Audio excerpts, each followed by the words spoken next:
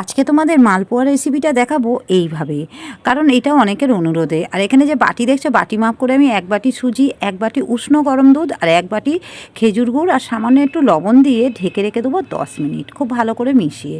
10 minute পর ফিরে এসে ওই বাটিরই 2 বাটি ময়দা দেবো, দিয়ে দেবো একটু মৌরি হাতে করে ক্রাশ করে দেবো, তাহলে গন্ধটা দারুণ লাগবে। আর সামান্য একটু খাবার সোডা দিয়ে দেবো, পাউডার মিল্ক 2 টেবিল চামচ। এই পাউডার মিল্কটা দিলে দারুণ স্বাদ হয়। তারপর অল্প অল্প জল দিয়ে একটা ঘন ব্যাটার বানাবো, আর দিয়ে দেবো আরও একটু খেজুরের গুড়, কারণ মিষ্টিটা যে যেমন খাবে সেই মতো দেবে।